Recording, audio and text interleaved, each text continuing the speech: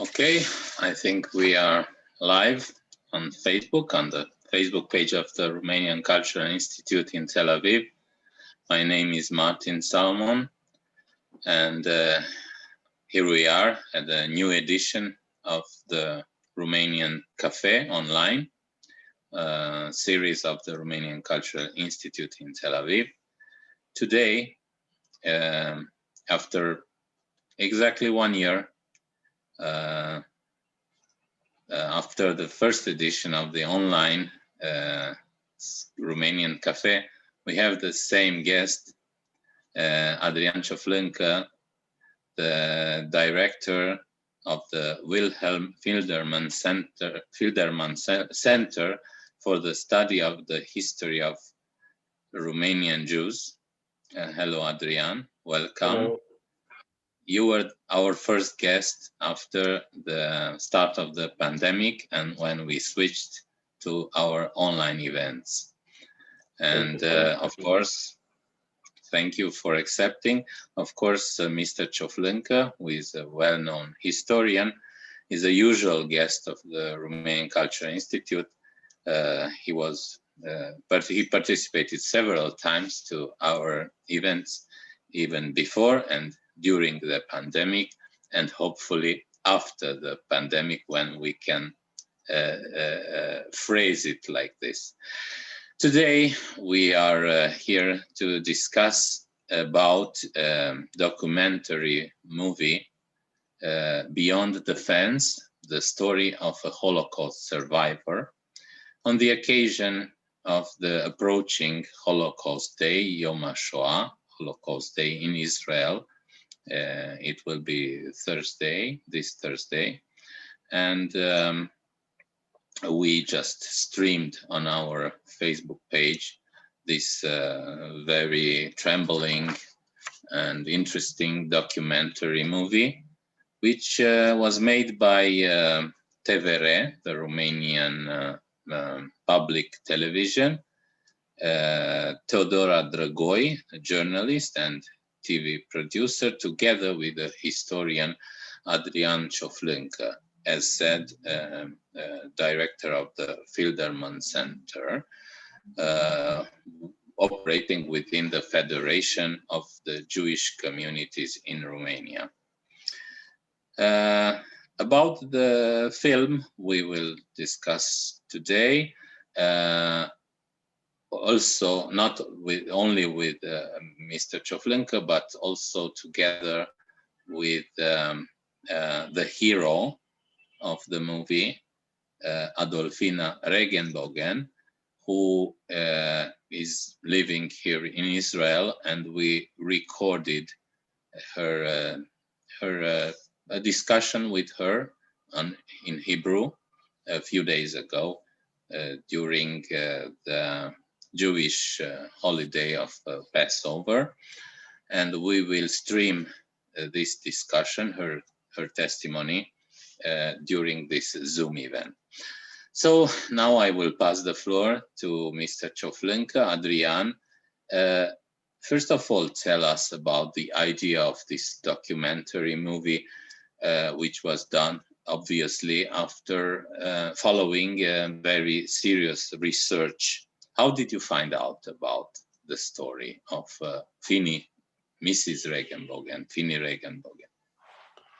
Well, somebody called me and invited to a meeting with Fini Regenbogen. She wanted to learn details about the context in which her parents died.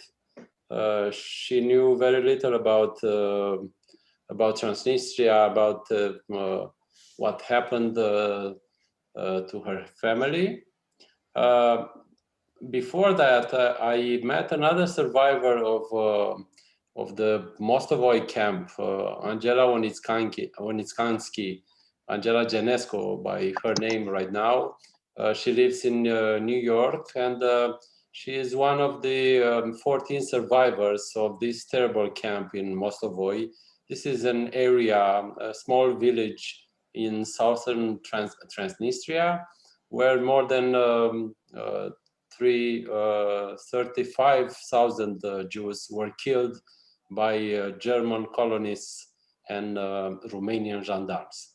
So I was aware of the story of the Jews in Mostovoi because I've been researching this topic for 2 years. So when I met Fini, I searched the database I created for this specific research, and in the same day we met, I found information about her parents.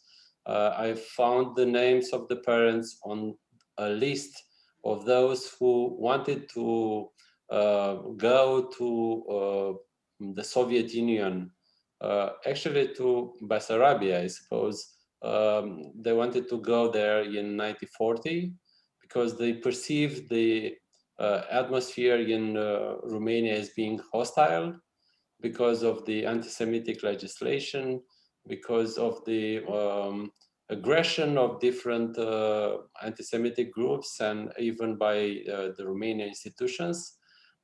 Jews were marginalized at that time, and when this opportunity came, tens of thousands of Jews wanted to go to Bessarabia or the Soviet Union.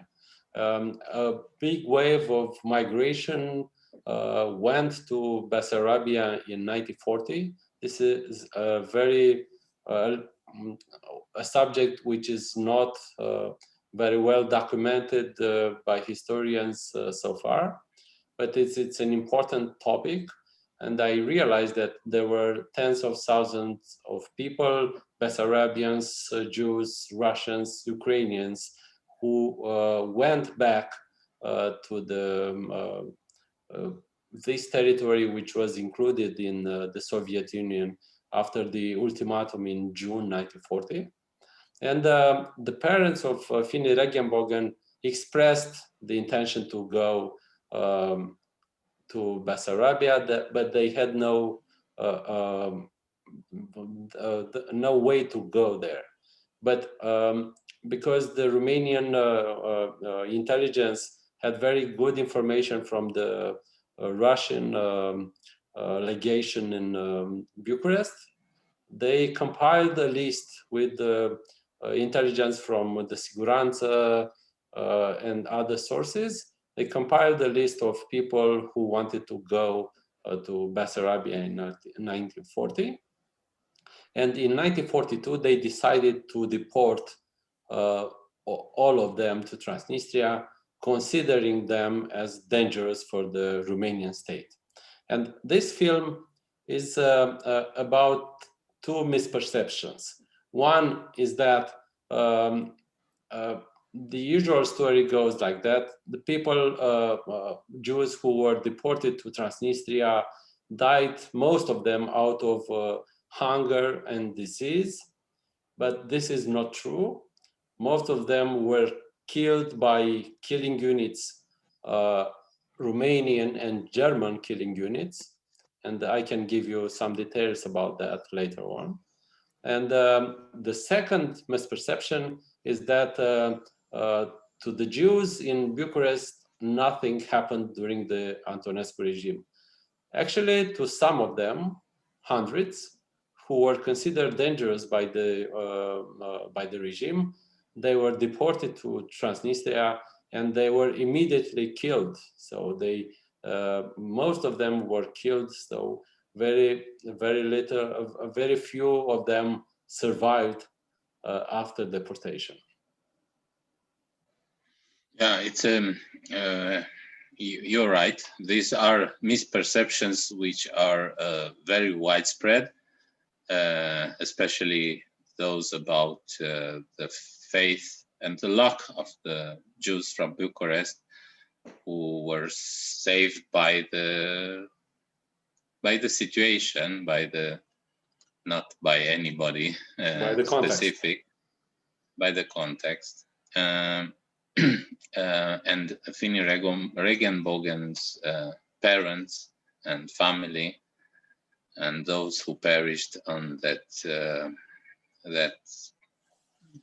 in this context are the proof.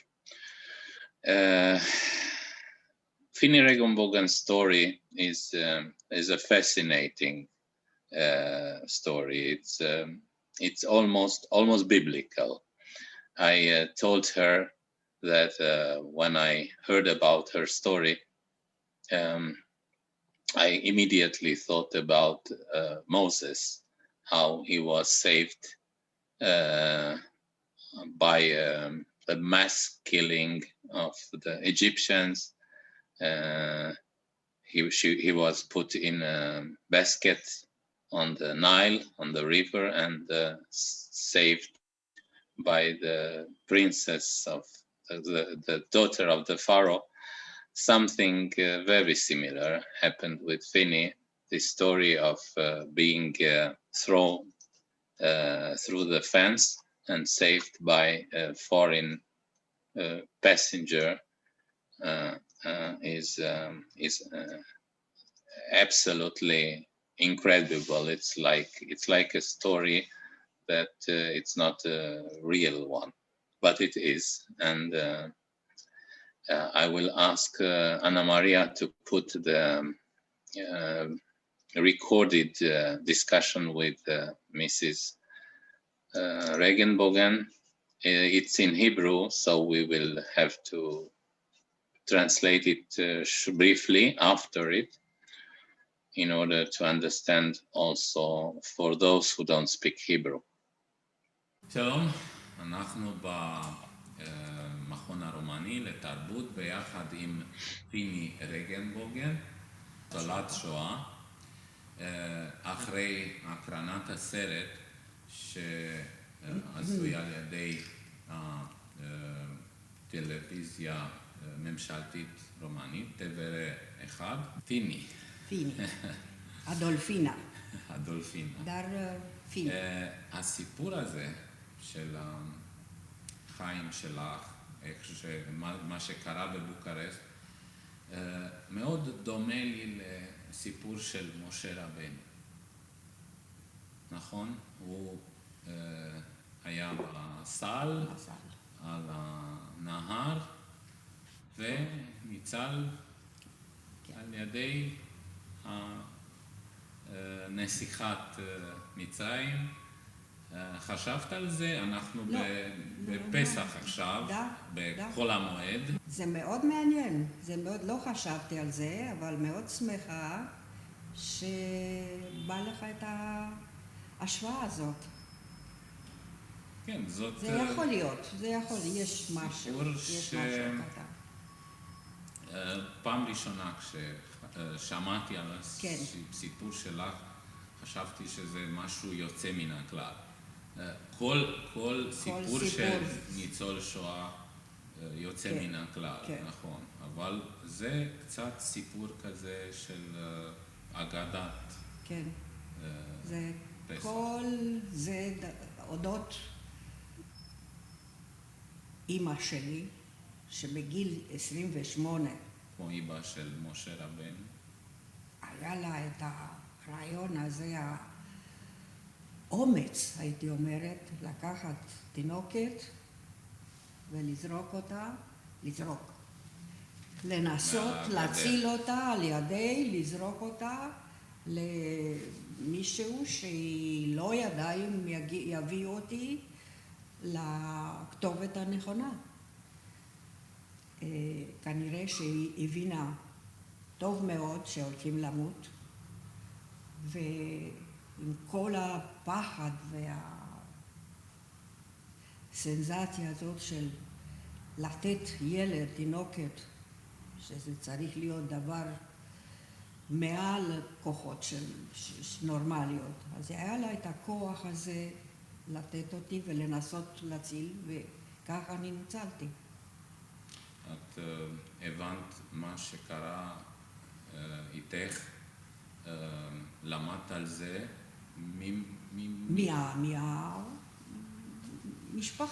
משפחה שנשארה בחיים. וכל הפרטים עכשיו עם כן, הרבה הודות לאדריאן ציופלâncă שעושה הרבה ריסרצ' בנושא הזה, והרבה דברים למדתי ממנו.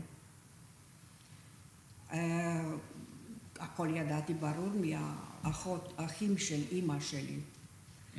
ועוד משפחה שכל אחד סיפר לי משהו, איך קרה, מה קרה, איפה הביאו אותי, מה קרה איתי אחרי 5 שנים, אחר כך עברתי בכמה שלבים. לנער היום, לנער ישראלי. כן. מה המסר של הסיפור שלך? מה המסר של הסיפור שלי? הנער הישראלי או הנער? כן, בינלאומי, אבל במיוחד ישראלי. מה את חושבת שיכולים ללמוד על זה? הדור השני, שלישי, הילדים שלך, הנעדים שלך. שידעו שהארץ שלנו, שישראל, זה המקום שלנו, ולעשות כל מה שאפשר שלא יחזור ההיסטוריה. תמיד כשאני רואה סרט מעניין על החיים של מישהו, כשכתוב The End, אני חושב, אוקיי, ומה קרה אחר כך? מה קרה אחר כך איתך? יש לך סיפור מעניין של חיים גם אחרי כן, פחות או יותר. התקופה הזאת. כן. אני עד גיל 5 נשארתי אצל הדודים, איפה שאימא שלי שלחה אותי. אחרי עברתי לסבא וסבתא, מצד אבא, שהיו בחיים. אחרי זה הם נפטרו אחד אחרי השני. אני הייתי באוניברסיטה בבוקרשט. בשנת 1963 חברים מאיטליה חיפשו את הכתובת דרך הדוד שלי מישראל, את הכתובת של יעקובר מלונדון, שהיה מתעסק עם להוציא יהודים מרומניה, כן, כן, מכל המדינות מאירופה, על ידי דולרים, על ידי הרבה כסף בשנים האלה. ומצאו את הכתובת של יעקובר, וככה הצלחתי להגיע לאיטליה. על ידי הכסף שיעקובר היה משלם לגיאורגיודש, לממשלת רומניה של אז. ובגיל 23 נסעתי לאיטליה. שם עבדתי במשרד של פרסומת אצל איזה אמריקאי מאוד ידוע. היה מוכר זכויות של תמונות לפרסומת בעולם. ואחרי 4 או 5 שנים באתי פעם אחת לבקר ישראל, והכרתי את my future husband. התחתנתי. מתי זה היה? בשנת 67. בעצם ב-67 היה כבר החתונה, אני באתי פעם ראשונה ב-66, הכרתי את פרופסור דוקטור רגנבוגן, שאני חושבת שכל הקהל הרומני מכיר אותו, הכירו אותו כי הוא נפטר.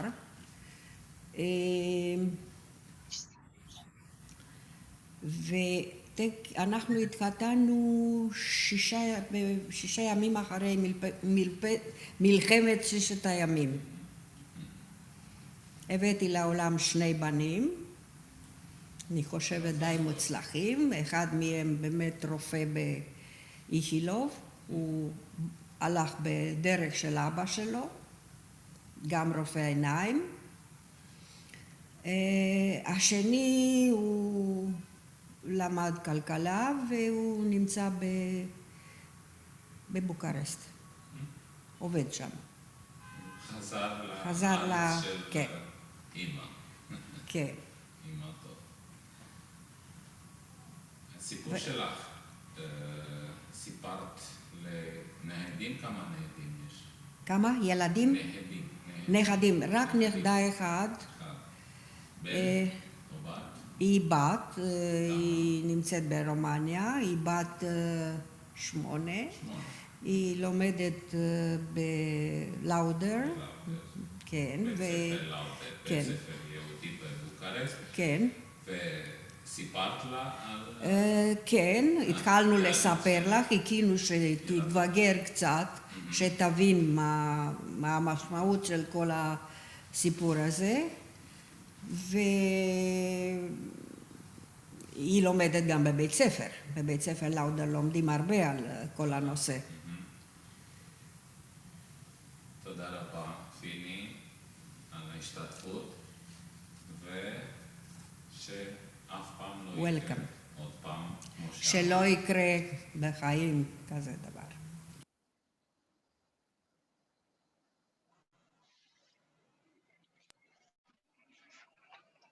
Okay, so this was Fini Regenbogen, the heroes of the movie.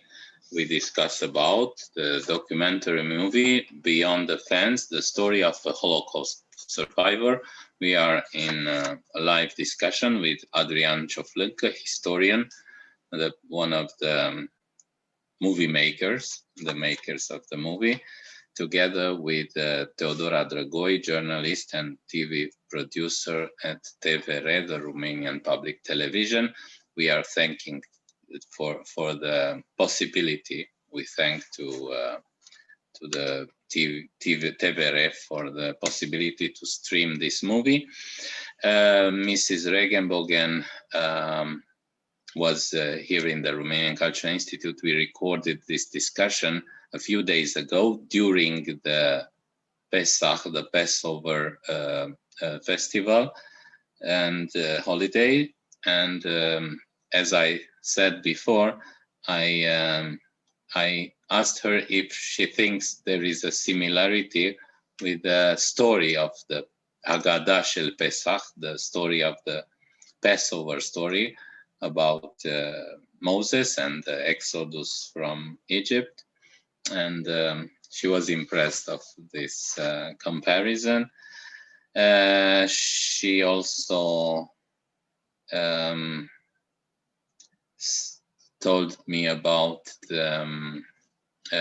what happened with her life after growing up, after being saved and growing up in Romania. At age 23, she was bought from the communist Romania, from the communist Romanian government. There was a certain path of selling the Jews of Romania in that time, several periods of time, of course. In 63, I think she emigrated to Italy first, and she was paid for her through this person, Jacober, she told me about, who was an intermediary between the Romanian regime and those who paid for the Jews. After a few years, she worked in Italy for an art gallery, and after a few years, she visited Israel first in 66. She met her future husband, Professor Dr. Regenbogen, who was a famous eye physician. In 67, she made Aliyah. They the marriage. They married a few days after the 6-day war in '67, and they had two children, 2 boys. One of them followed his father's road path, became eye physician as well, and the other one is living in Romania, in Bucharest, one of his boys, and she has also a granddaughter who is 8 years old and studies in the Lauder School, the Jewish school in Bucharest. And the conclusion of the discussion was, I asked her what does she think is the message, what can we learn, the future generations can learn about her story. And her opinion is that the future generation of Israel, or the youth of Israel, has to learn that the Israelis deserve this country, and this in order to avoid that this kind of tragedies can happen again.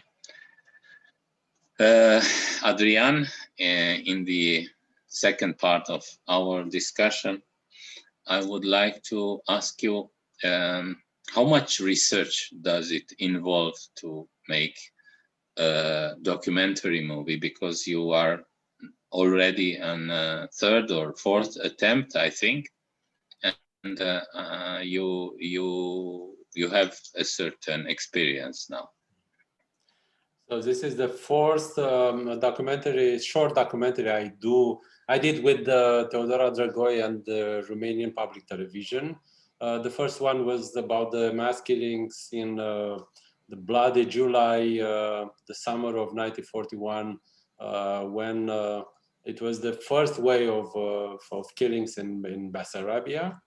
And I followed some of the directions of the Romanian army in the central part of Bessarabia. I went there with the team, and we found witnesses, and we were lucky to find, like many people, to tell their stories. Some of them died in the meanwhile, so it's important to use every possibility and the resources to find as many witnesses as we can, direct witnesses of the tragedy. The second one is about the Odessa massacre. The third one is about a massacre perpetrated in 1944 by Hungarian troops in Sărmaș, and this film is about Transnistria. And I also directed, together with Radu Jude, a film about the Iași pogrom, long documentary, The Exit of the Trains. It was premiered in Berlinale, and hopefully we'll have it in Romania and Israel this year. It sometimes, of course, it takes time to research, because first of all you have to do the academic research, and sometimes you have to go through tens of thousands of pages of documents. But first of all, you have to find them, because the archive of for the study of the Securitate archives, the Council for the Study of the Securitate archives holds an archive of a former political police and secret service, and it is organized by names. So if you don't know names, you don't find stories and issues. So sometimes you have to be lucky, and sometimes you have to be very rigorous to go from name to name and to go deeper into the story. When I started to research about Mostovoi and Berezovka, I realized that there are actually, as I said, tens of thousands of pages of documents. So it takes time to go through them. Sometimes it's expensive to buy the documents from the archives.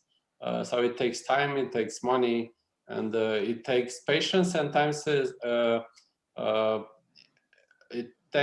takes a sort of state of personal state, because it's very tough to read about all this information, very tough details about these executions, and also about sexual violence, because what I realized going through these documents is that sexual violence was a terrible phenomenon which is not covered by the historiography. Jean Ancher wrote a chapter about that, but there are even more stories to tell. And I presented the conference about that in New York 2 years ago. And it is something to be covered by young researchers in the future. Thank you very much, Adrian, and congratulations for your hard work in order to discover and research all that happened during that horrible times. And it's very important that, as Fini Regenbogen said before, the young generation find out about what happened, and it never will happen again. Your work and those movies you make and those documentary movies are an excellent instrument for raising awareness in the future generation. I hope more such documentaries will follow.